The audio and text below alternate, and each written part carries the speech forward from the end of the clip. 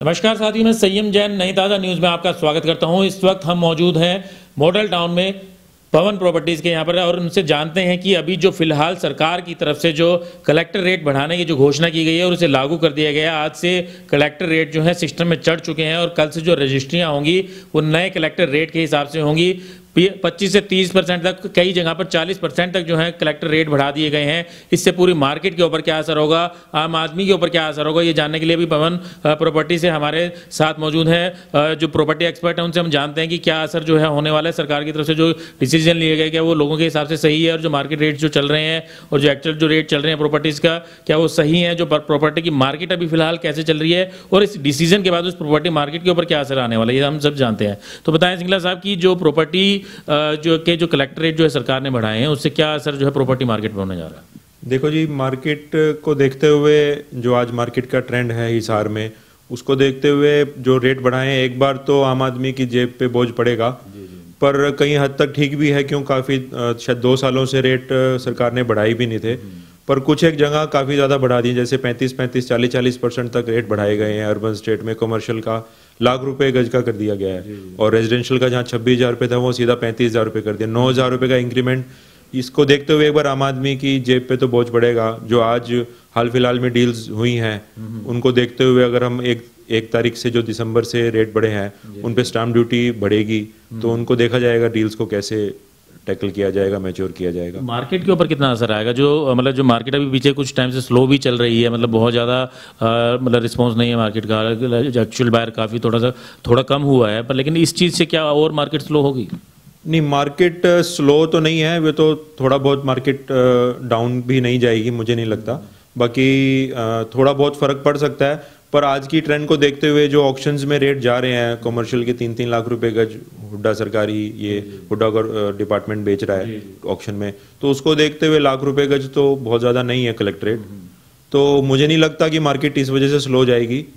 तो इतना वैसे भी 2 सालों से रेट नहीं बढ़े थे, तो इतना तो बढ़ना भी चाहिए थे जी। पर लेकिन आप जैसे बात कर रहे हैं कि सेक्टर में ऑक्शंस के अंदर 3-3 लाख रुपए तक रेट जा रहे हैं, पर लेकिन ये ऑक्शंस जो आ रही हैं सेक्टर्स में ही आ रही हैं बेसिकली। अगर हम मार्केट की अगर बात करें, सेक्टर के अलावा जो दूसरे बाजार हैं या और जो एरिया हैं, कॉलोनियाँ हैं, वहाँ पर उतने ज़्यादा प्रभाव नहीं दिख रहा है इन चीज़ों का। क्योंकि सेक्टर जो है अभी नए कुछ जैसे सेक्टर 33 पार्ट 2 और सेक्टर 14 पार्ट 2, सेक्टर 33 की बात करें, हम सेक्टर 3, 5, 1, 4 की बात करें, तो वो नए सेक्टर अभी डेवलपिंग स्टेज में है काफ़ी, मतलब अभी उसमें डेवलपमेंट बाकी है। तो उस तरीके से मतलब वहाँ पर लोगों को लगता है कि काफ़ी जो है व्यापार करने के जो है फ़ायदे भी मिल सकते हैं उनको। लोगों को काफ़ी संभावनाएं नज़र आ रही हैं व्यापार की, मतलब प्रॉफिट भी नज़र आ रहा है। तो ऐसा आम दूसरे बाज़ारों में इतना ज़्यादा रेट नहीं बढ़ रहा है, एकदम से सेक्टरों में ज़्यादा रेट बढ़ रहे हैं। नहीं, दूसरे बाज़ारों में रेट कम है, पर सेक्टरों में ऑक्शन को देखते हुए सरकार ने काफ़ी रेट बढ़ाए हैं। पर सरकार ये नहीं देखती कि भी जो मेन रोड का प्लॉट है उसका रेट बढ़ा दिया, जो ऑफ लोकेशन का या रेलवे लाइन के पास जो प्लॉट है उसका मार्केट रेट तो आज कमी है, उसको भी उसी हिसाब से बढ़ा दिया गया है। उसको कंपेयर करें तो जो आज पीछे की कमज़ोर लोकेशन का प्लॉट है वो भी उसी रेट पे रजिस्ट्री होगी।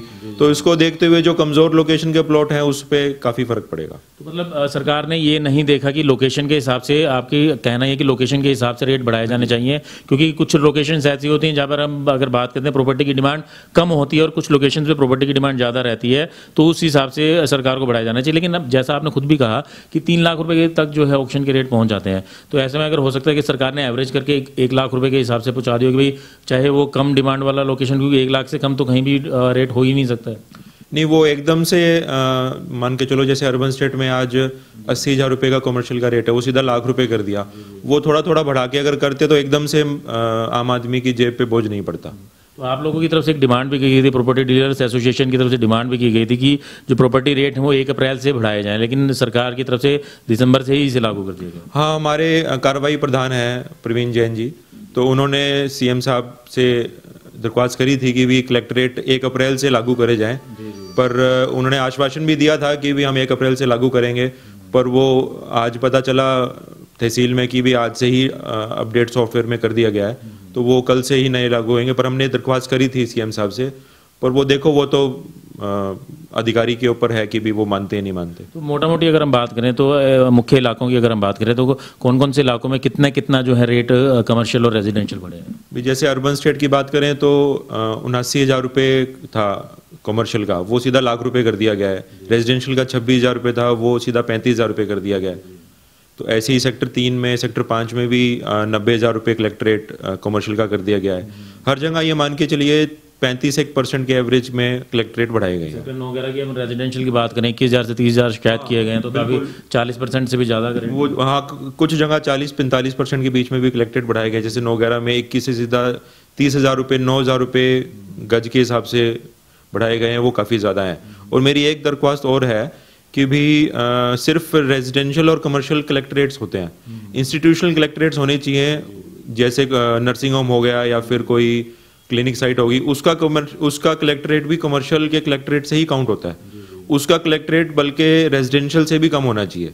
आज ऑक्शन से भी कंपेयर करें, जैसे सरकार ने कमर्शियल के ऑक्शन के हिसाब से कलेक्टरेट बढ़ा दिए, पर जो नर्सिंग होम और क्लिनिक साइट के जो ऑक्शन होते हैं उसका वो रेट काफ़ी कम होते हैं ऑक्शन के, स्कूल साइट्स के भी हो गए।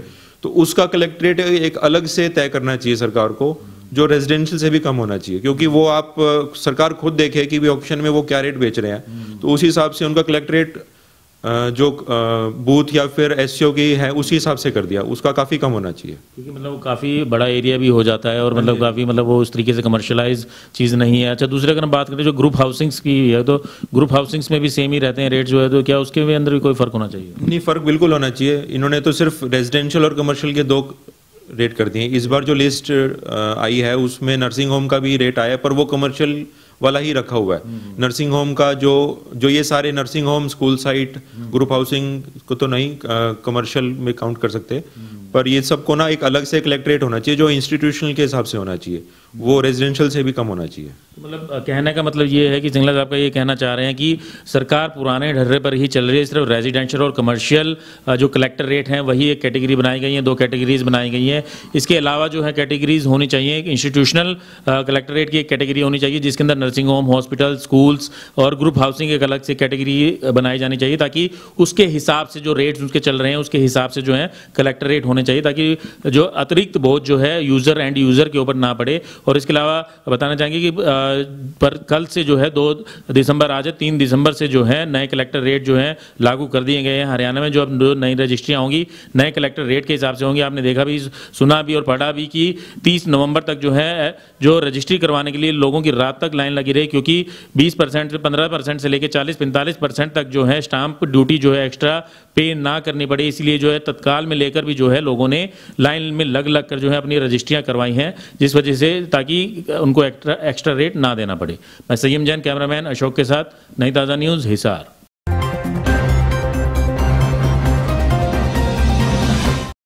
लेटेस्ट वीडियोस के लिए सब्सक्राइब करें हमारा चैनल नई ताज़ा न्यूज़ और दबाएं बेल आइकॉन ताकि आप मिस ना करें कोई भी अपडेट।